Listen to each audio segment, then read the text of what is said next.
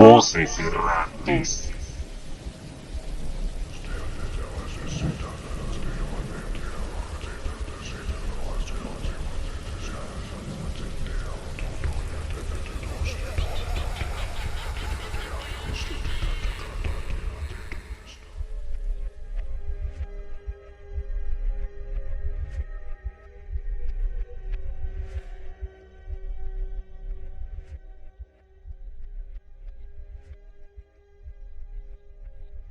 Muy buenas noches, oyentes.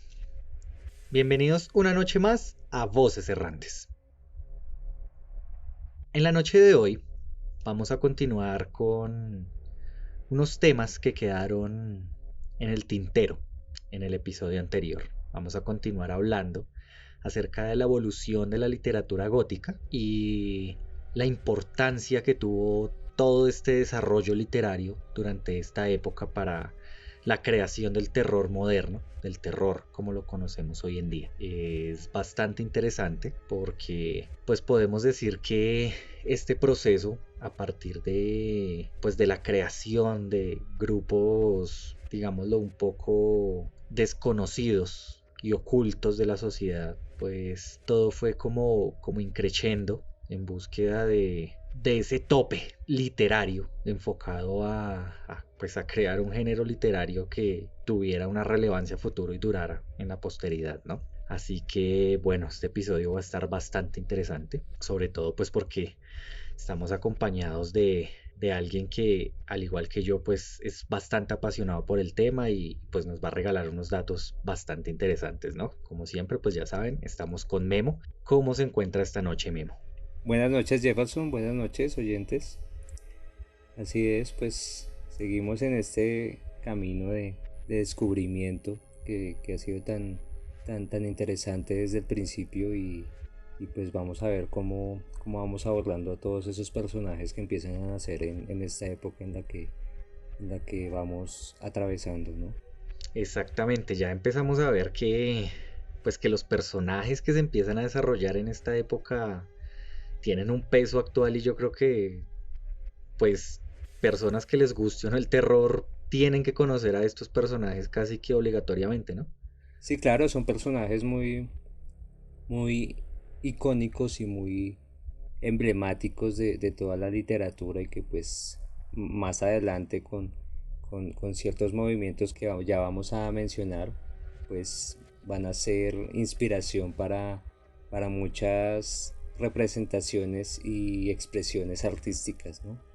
Sí, ya se vuelven, digamos, elementos de una cultura popular, de un uso, pues podemos decir, social, ¿no? En donde pues ya tienen un lugar establecido para, no sé, para lugares de terror, para cuentos de terror, para pinturas, todo esto ya ellos empiezan a formar casi que pues una parte importante, bastante relevante para todo este desarrollo. Entonces pues siento que es bastante interesante, hay muchos elementos que tratar y pues nada, vamos a empezar entonces poco a poco, a ver cómo nos desenvolvemos en este episodio y qué tantas historias tendremos para la noche de hoy aquí en Voces Errantes.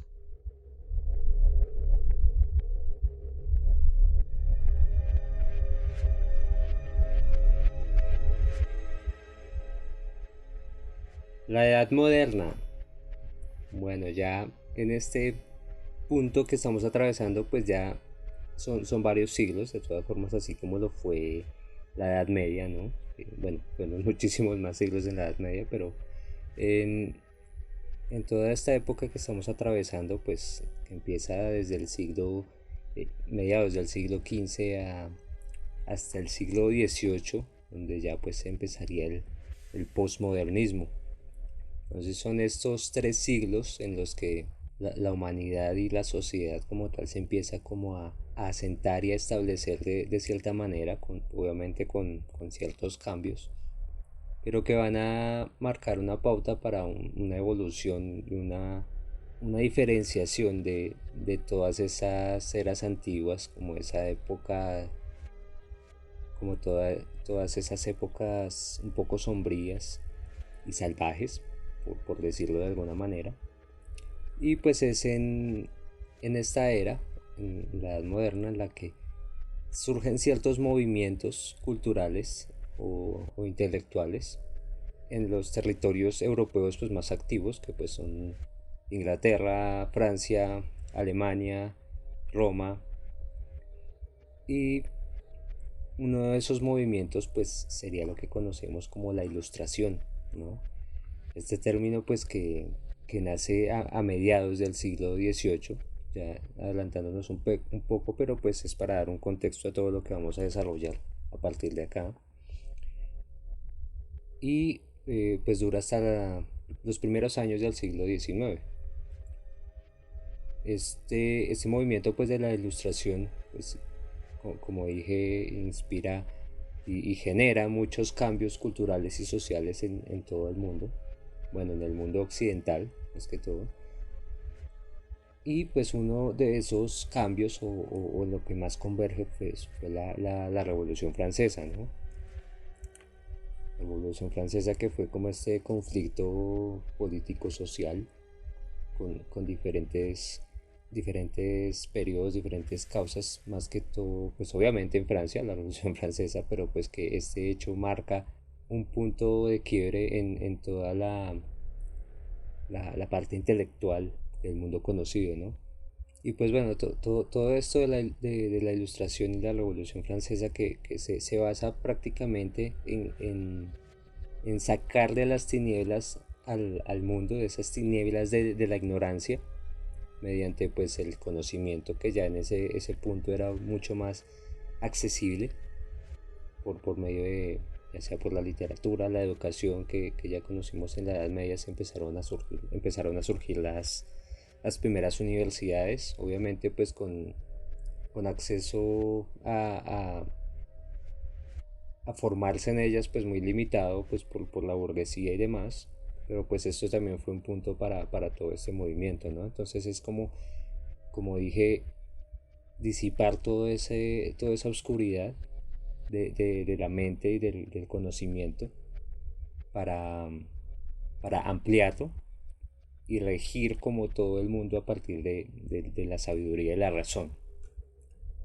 Y esto pues tiene como una contraparte que surge a finales del siglo XVIII, conocido como el romanticismo, ¿no? Este movimiento que también es un movimiento cultural, pero es como una contraparte, como dije, de la Ilustración, porque si bien están de acuerdo con abrir los horizontes de la mente y de la vida y de la sociedad como tal, su foco es regirlas a partir de los sentimientos, ¿no? Darle prioridad a los sentimientos.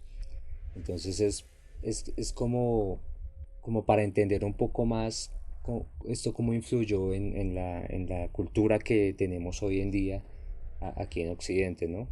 Esto dio paso a avances agigantados en la filosofía, el arte, la literatura, la música, incluso la política, por este movimiento.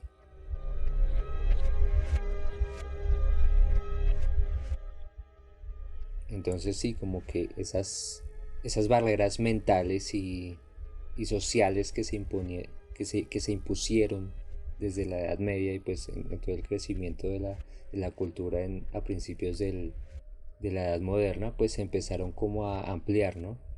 Obviamente no se quitaron totalmente porque pues hubo muchas costumbres que se conservaron, otras que se implementaron un poco también radicales, pero se dio más espacio a la expresión cultural, como dije, el arte, la literatura, y esto pues da un poco más de libertad, ¿no? Un poco más de realización del humano, de la mente humana en aquel tiempo. Y ya pues con ese contexto, entonces para verlo aplicado y cómo evolucionó, nos devolvemos un poco a finales del siglo XVII, puntualmente en 1697, en Francia, hubo un escritor que se llamaba Paul Alexis Blesbois, y este señor pues trajo una figura, un arquetipo nuevo a todo esto del terror y lo conocemos actualmente o se conoció desde entonces como el zombie, ¿no?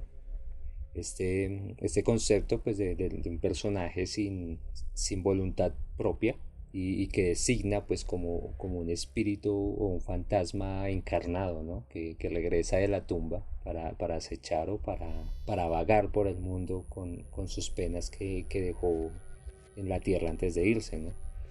Y este señor pues lo encarnó o lo implementó en un libro que se llama Le Zombies du Grand Perú, que traduce el zombie del Gran Perú. Es un relato de hecho un poco cómico, tiene un poco paródico, pero pues tiene este contexto sobrenatural, donde implementa pues este nuevo arquetipo y pues a partir de él se empezarían a desarrollar otros personajes y otros arquetipos, ¿no? Como lo es el Prometeo moderno que mencionamos a finales del capítulo anterior, escrito por pues la maravillosa Mary Shelley, ¿no? Sí, exactamente. En la ya conocida fantasmagoría que pues tratamos al final del episodio pasado, que pues para quienes no recuerdan, básicamente era una reunión nocturna que hacían pues escritores y letrados, digamos que personas enfocadas a todo este tema literario, y allí pues hacían una especie de batallas de cuentos de miedo, pues normalmente tratando de pasar un tiempo ameno, ¿no? Digamos que era como la reunión de hoy en día, no sé, de personas que tal vez se sientan a jugar juegos de mesa, pues ellos en sus reuniones intelectuales, podríamos denominarlo, pues gustaban de hacer estas reuniones, y pues efectivamente en una de estas fue donde Mary Shelley, quien en ese momento pues era llamada Mary Wollstonecraft, pues antes de casarse con el poeta Percy Shelley, que sería quien pues le cedería luego el apellido, vislumbró una historia espectacular que pasaría a la historia por la carga que tiene, por el nivel de imaginación y demás, que después justamente la historia del monstruo Frankenstein, ¿sí? Que pues básicamente se trata de un ser creado a partir de partes diferentes de cadáveres, de muertos, el cual pues viene a la vida gracias al doctor Víctor Frankenstein, ¿no? Durante pues un experimento que él estaba realizando. La relevancia pues que tiene obviamente este monstruo es gigante, ya que pues este personaje ha llegado a formar parte, yo creo que bastante imponente de la cultura popular, y asimismo pues ha sido fuente para la creación de personajes en mil plataformas de comunicación, ¿no? En novelas, en cómics, en series televisivas, en películas. La relevancia es, yo creo que, no sé, incalculable, diría yo, ¿no le parece, Memo?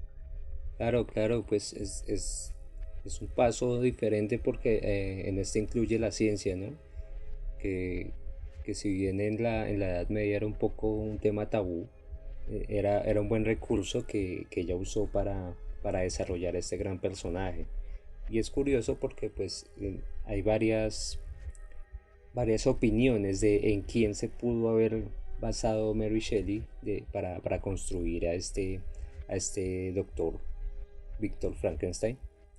Y unos dicen que era un médico que se llamaba Luigi Galvani, de ese siglo, del siglo XVIII, que planteaba pues que la electricidad era capaz de curar ciertas enfermedades y revivía cadáveres, los pulsos eléctricos, ¿no? Que si bien sabemos actualmente pues es lo que se rige básicamente el cerebro, ¿no? Pequeños impulsos eléctricos para hacer funcionar el cuerpo. Y otros piensan que se basó en un alquimista llamado Johann Conrad Dippel, y pues a él se le atribuían experimentos y pruebas macabras con cadáveres humanos, que precisamente pues intentaba reanimar a través de pues todo este tema de la alquimia y sus componentes, ¿no? Sí, creo que de manera indirecta tal vez también se crea como ese concepto, pues que ya tenemos también muy interiorizados, pues muchos, y es el de el científico loco, ¿no? ¿No le parece un poco? Sí, sí, es un buen inicio no sé si es puntualmente el primero, pero sí es un arquetipo clásico de toda esta literatura, ¿no? De todo este género. Sí, yo creo que pues el doctor Víctor Frankenstein se convirtió como en uno de los primeros científicos locos que empezamos a conocer a través de la literatura, ¿no? Y tiene pues bastante relevancia además de eso, pero digamos que estos análisis así tan superficiales pues han venido dándose desde la publicación de esta historia y hay gente pues tan interesada que han llegado a ahondar bastante en toda esta historia de Frankenstein, en la manera en que se desarrolla, en la historia, en los personajes y pues hay mucha gente que pues que se han convertido como en estudiosos de esta novela tratando de analizar a profundidad toda la situación, ¿no? Vemos, por ejemplo, que pues bastantes conocedores del tema, analizando como ese fundamento para crear el monstruo, de dónde viene, pues han llegado incluso a pensar en la posibilidad de que este monstruo sea una especie de metáfora de un niño sin madre, viendo pues que la propia Mary Shelley, la escritora, perdió a su madre pues a los pocos días de nacer ella, ¿no? Entonces también lo vemos pues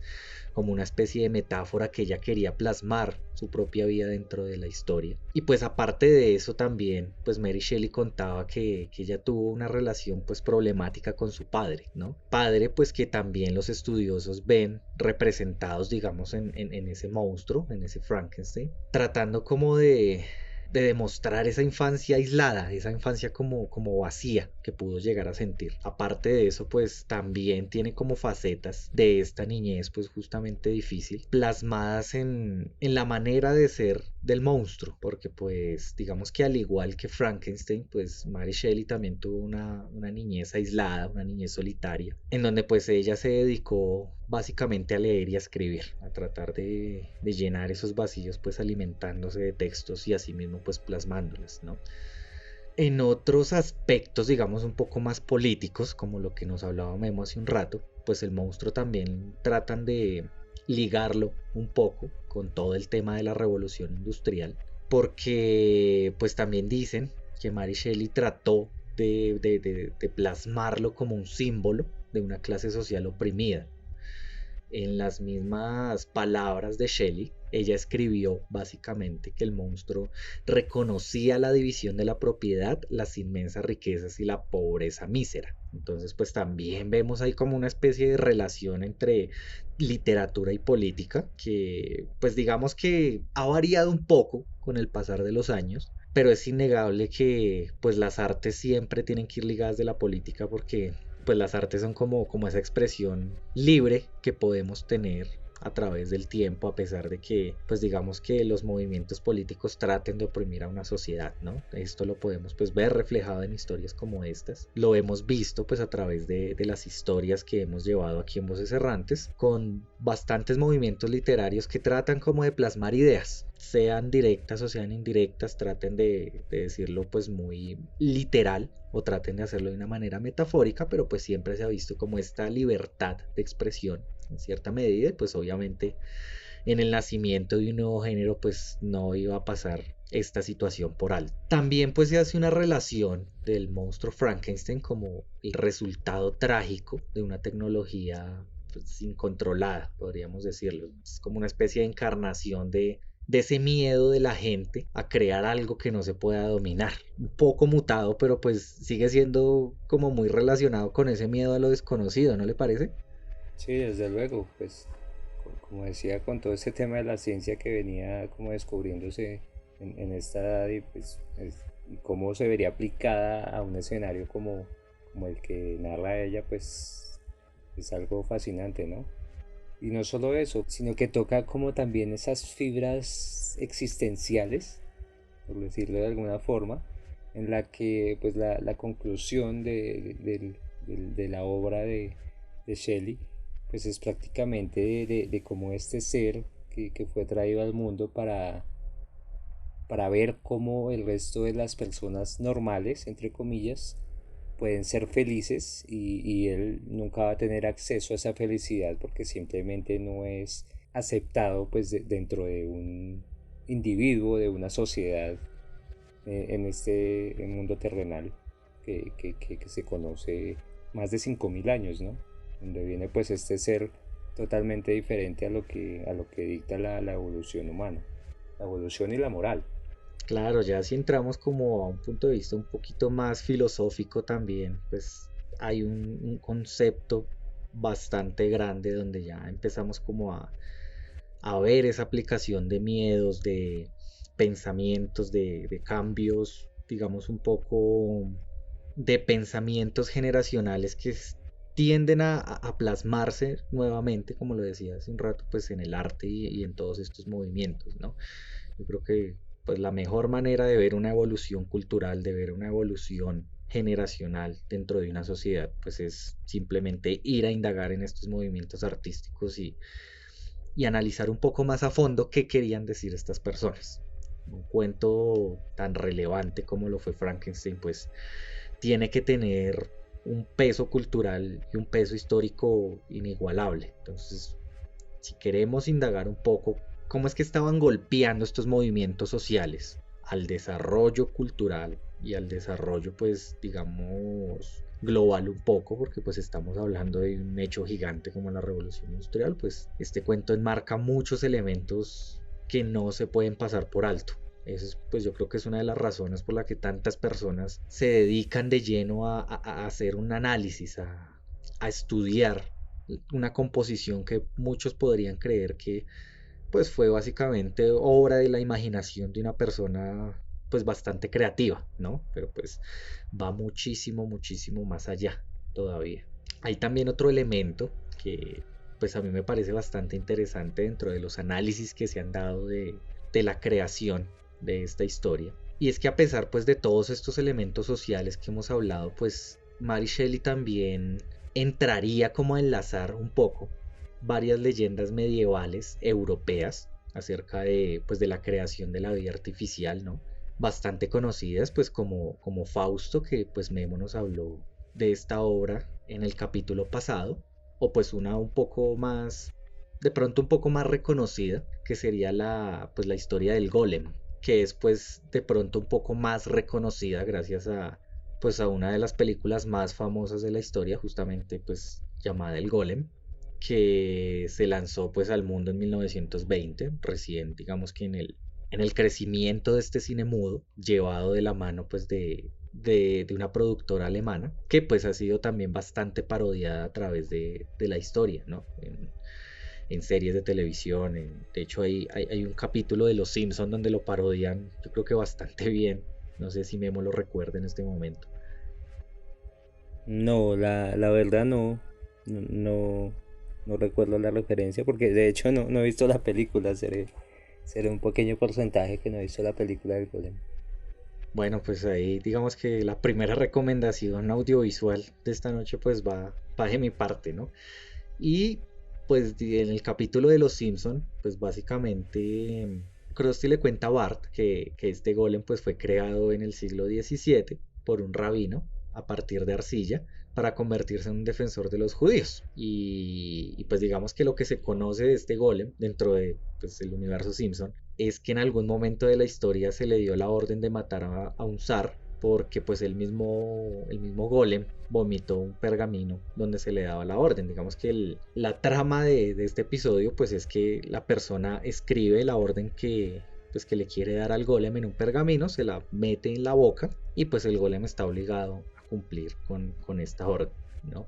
Siendo así como pues un pequeño paréntesis alrededor. Pero pues en estas historias, volviendo ya un poco a la historia de Frankenstein, pues vemos que el cambio está dado en que este componente mágico, este componente sobrenatural, pues ya se reemplaza por lo que decía Memo hace un rato, pues por ya el desarrollo de la ciencia, ¿sí? Ya un tema mucho más científico y aparte de eso, pues ya las líneas filosóficas vuelven y se abren un poco, viendo ya pues como un análisis más humano de este monstruo, ¿no? Encontramos que pues que el monstruo, que Frankenstein ya como individuo, como persona, pues también tiene una especie de vertiente trágica y casi que existencialista, un poco. Se habla pues de que este personaje ocupa un territorio muy al límite entre características que normalmente diferencian a un protagonista o un antagonista de la historia, ¿no? Él está como muy en la mitad de ser como entre héroe y villano al mismo tiempo, ¿no? Sí, pues es difícil, ¿no? Es como un poco meditativo porque básicamente es un ser incomprendido. O sea, él no tiene la culpa pues de que lo hayan traído de esa forma al mundo, pero no por eso, pues no es que no tenga derecho a ser feliz o acceder a entablar una conversación o a ser parte de una sociedad, ¿no? Es más como eso, es un ser incomprendido. Y sin embargo, pues es curioso que lo mencione y que lo expongamos porque, pues no sé si era el objetivo de Mary al escribir esta historia de este personaje. Sin embargo, pues es interesante también evaluarlo porque precisamente a través de la historia y en la actualidad, pues las memorias que yo tengo de niño, pues es que Frankenstein es un monstruo, es un villano. Y pues así es visto hacia la sociedad, ¿no? Es de los villanos, de los malos, porque pues no es natural. Y pues ya con el tiempo que uno conoce la historia y demás, pues se pone a pensar y a evaluarlo y pues es que él no es malo, él no tiene la culpa. Entonces sí, es un debate y una lucha por, por entender o por darle valor a ese experimento, a ese personaje, ¿no? Por darle humanidad. Sí, exactamente. Ya si entramos a ahondar un poco más, pues en esta pequeña charla que hemos tenido, pues nos damos cuenta realmente por qué es que es tanta relevancia de este personaje, ¿no? Fue como, yo creo que en su momento como un golpe a la sociedad de una temática completamente diferente, como ahondar justamente ese limbo, podríamos llamarlo, entre el interior de una persona y el exterior que en su momento quisieran demostrar, ¿no? También lo podemos ver como justamente esa metáfora de lo que se enfrenta una persona ante la sociedad y tal vez un punto de aceptación de alguien que no sabe de dónde viene ni para dónde va, pues la problemática básica del humano en general, ¿no? Es bastante interesante. Y aquí pues no sé, me parece pues buen momento para recomendar justamente, yo creo que la película más conocida sobre Frankenstein, o tal vez la más famosa, justamente que se llama La novia de Frankenstein, película estrenada en 1935, que es la secuela de la película Frankenstein que fue estrenada en el 31. Pero esta me gustaría resaltarla un poco más porque pues la cinta está basada en la creación de un personaje nuevo, que es justamente pues la novia de Frankenstein, como lo dice el título, pero dentro de la trama y dentro del desarrollo de la historia, meten un poco la historia de esta fantasmagoría y muestran un poco la historia de la reunión que tuvo pues Mary Shelley con sus compañeros escritores para el desarrollo de este monstruo y hacen como una especie de interconexión entre realidad y ficción que pues a mí me parece bastante interesante y por eso creo que es un buen recomendado para esta noche, pues de mi parte, Memo. Sí, claro, yo creo que de hecho usted mira esas películas de los años 30 pues las primeras del cine a blanco y negro, y que son adaptaciones de todas estas obras, son más fieles esas adaptaciones al libro que las que hacen actualmente, ¿no? Actualmente pues le cambian muchas cosas con fines comerciales o le hacen una adaptación al contexto a un ambiente más moderno, ¿no? Pero no dejan de ser interesantes, pero pues son más fieles esas películas viejas, ¿no? Yo, pues creo que ya la mencionamos, ya en capítulos anteriores, en la del Hombre Lobo precisamente, pues la de Van Helsing, que pues como que reúne todo un montón de personajes que ya hemos expuesto, entre ellas pues Frankenstein, que particularmente en esta película me parece que es bien adaptado porque precisamente refleja en su mirada y en su actuar el ser incomprendido que Mary Shelley expuso en su libro, ¿no?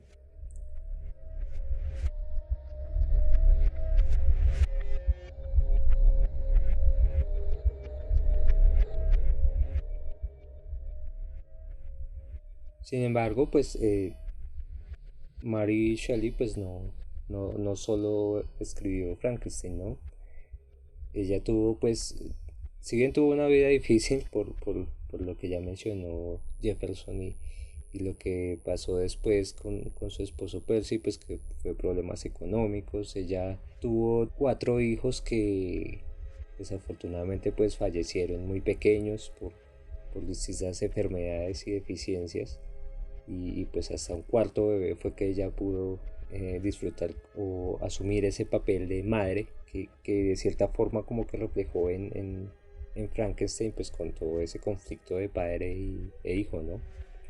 Y pues bueno, algunas de las obras que son representativas de Mary Shelley también, pues obviamente la más conocida es Frankenstein.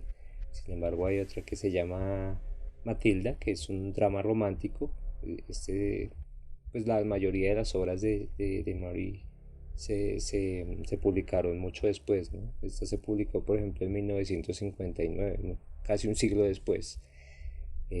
Valperga, que es como una historia con un contexto histórico, valga la redundancia, y otra que es bien interesante, pues no la he leído personalmente, pero pues ya por una pequeña sinopsis que les voy a decir, pues es bien interesante. Se llama The Last Man o El Último Hombre.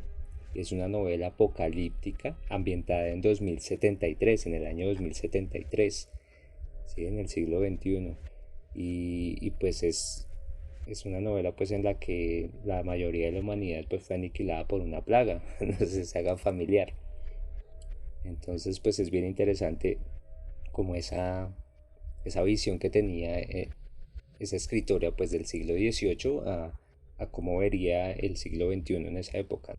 Sí, la imaginación yo creo que empezó a volar de parte de los escritores de esta época, ¿no? Ya empiezan a tratar como temas mucho más abiertos, temas que digamos que se desligan un poco de esa línea religiosa que pues vinimos tratando durante tantos siglos atrás. Y aquí ya empiezan como a pesar pues de plasmar, como decía hace un rato, ideas tal vez políticas, tal vez sociales dentro de esto, pues también dejan que la imaginación vuele y empiezan a ampliar como ese espectro de nuevos miedos, lo llamaría yo, para darle como un respiro a toda esta literatura que se venía desarrollando durante tanto tiempo. Pero bueno, volviendo un poco atrás a la reunión, a la fantasmagoría, donde nació pues justamente Frankenstein, no solo nacería en ese momento pues este monstruo y esta historia, sino que pues también saldría una novela que sentaría las bases para pues todas las historias de vampiros modernas, ¿no? Aquí pues ya estamos hablando de El vampiro,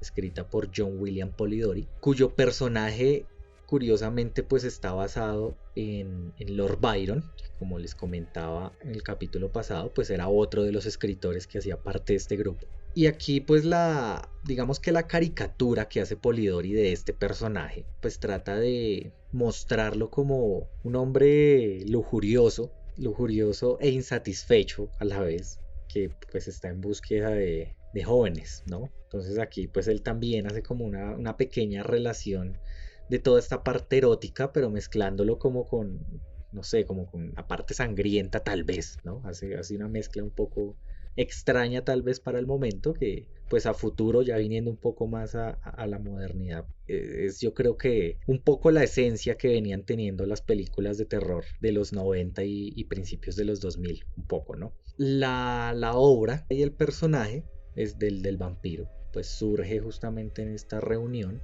fundamentados pues en la lectura que estaban haciendo ellos de un libro perteneciente a Polidori, que él llamó Fantasmagoriana, que contenía leyendas alemanas de fantasmas, y pues allí todo el mundo se puso de acuerdo para escribir la historia de terror.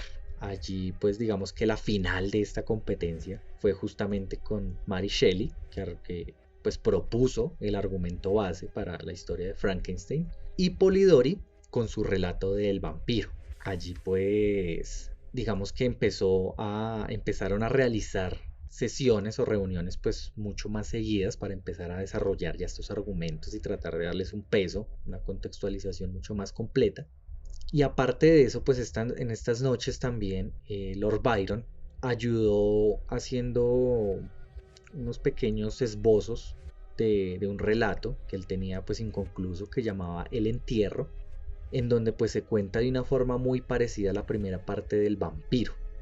Entonces pues vemos que pues a pesar de que la idea inicial pues fue de Polidori, pues sus compañeros también ayudaron como a dar un contexto un poco más grande acerca de la historia que se quería pues plasmar en este cuento, ¿no? La narración pues finalmente fue publicada el 1 de abril de 1819, pero inicialmente digamos que como dato curioso pues fue presentada como una historia de Lord Byron. Esto pues fue como un error de publicación debido a que el nombre del vampiro de la obra era Lord Ruthven, que era pues el mismo nombre del protagonista de la novela Glenarvon, que pues también estaba basada en Lord Byron. Fue como un cruce ahí de historias y de nombres que pues la editorial que publicó la historia pues llegó a confundirse. Pero finalmente pues se le dio la relevancia que tenía Polidori por ser el inventor de esta historia y pues obviamente por dar pie al crecimiento de este personaje, ¿no? Del vampiro que pues yo creo que no sé, desde mi perspectiva tendría un poco más de relevancia que el monstruo Frankenstein, ¿no? O no sé, tal vez Memo está en desacuerdo o estaría de acuerdo conmigo en esa apreciación. Uy, pues es difícil decirlo, ¿no? Son ambos personajes muy emblemáticos. Yo diría que tienen como el mismo peso. Porque pues si bien el vampiro que conocemos actualmente pues no es precisamente el de Polidori, porque de hecho se fue como una inspiración para lo que vendría después con este señor Bram Stoker del que hablaremos más adelante. Es igual de importante pues a Frankenstein. Yo creo que son como hermanitos esos dos, Drácula, o bueno, el vampiro y Frankenstein. Sí, bueno, tienen un peso cultural bastante importante, ¿no? Eso yo creo que sí, no hay manera como de debatirlo. El hecho, pues digamos aquí un poco relevante, luego de la publicación de El vampiro de Polidori, es que empezó como una especie de fiebre de historias de vampiros nuevamente, en donde los escritores tomaban esta misma idea, la mutaban a su estilo y las publicaban. Entonces, pues, bueno, obviamente como todo en exceso, pues llega a cansar. La gente pues se cansó bastante pronto de la historia de vampiros. Se cansó pues de que digamos que la literatura se basara y se fundamentara en estas historias de vampiros. Y poco a poco empezaron a desaparecer. La gente pues ya tenía digamos que el argumento de que el diablo dejó de estar de moda, ¿no? Entonces llegó un punto en donde pues el terror que inicialmente pues estuvo fundamentado en este cuento de Mary Shelley y en el de Polidori, tendió un poco a acabarse al final. Ya estaba casi que condenado a desaparecer hasta que pues más o menos por 1833 apareció en el Baltimore Saturday Visitor una historia que puso de nuevo al terror en primera plana y lo puso ante los ojos del mundo nuevamente. Y hablamos de el manuscrito hallado en una botella, escrito por Edgar Allan Poe. Pues lo que hizo fue darle una nueva vida a la literatura de terror, levantarlo, digamos que del suelo donde estaba a punto de ser olvidado, y crear nuevamente un aura de misterio enorme a través de este género tan importante que de nuevo se estaba levantando para, creo que, dejar su huella y nunca más pues desaparecer, ¿no? Pero pues ¿qué le parece, Memo, si dejamos la historia de este escritor para el siguiente capítulo de Voces Errantes? Sí, al maestro Po toca dedicarle un capítulo completo y a todo lo que se desarrolló con él, que fue precisamente lo que usted mencionó hace un momento, que fue como esa fragmentación del concepto del diablo, ¿no? Creo que ya en este siglo, como usted dice, ya pasó de moda, entonces se, se desarma y se encarna en miedos individuales. Entonces, pues va a ser bien interesante abordar como todo esta evolución del miedo que se va desarrollando gracias a Edgar Allan Poe, pues en el siguiente episodio de Voces Errantes. Así es, Memo. Yo creo que pues por hoy tenemos bastante información que digerir nosotros y pues nuestros oyentes, ¿no? Tal vez pues datos que no conocíamos y pues nada, ya estamos bastante bien encaminados a entrar a esta época de oro de la literatura del terror. Así que pues nada, a nuestros oyentes muchísimas gracias por acompañarnos una noche más en Voces Errantes. A Memo como siempre infinitamente agradecido por su compañía y sus datos. Muchas gracias a usted también, Jefferson, todos nuestros oyentes, y pues recuerden que nos pueden encontrar en Spotify, YouTube, iVoox e Instagram como Voces Errantes. Vamos a estar subiendo pues capítulos semanalmente, y pues en Instagram contenido que va a ir apoyando toda la información que vamos dando como referencias, ya en este caso recomendaciones no solo audiovisuales sino literarias. Y pues nos encontramos en el próximo episodio. Así es, Memo. Bueno, vamos a estar alimentando las redes con varias referencias que dimos esta noche y con referencias pues aparte como para complementar un poco a la información que dimos esta noche, ¿no? Muchísimas gracias nuevamente a todos nuestros oyentes por estar con nosotros acompañándonos esta noche. Soy Jefferson y esto fue Voces Errantes.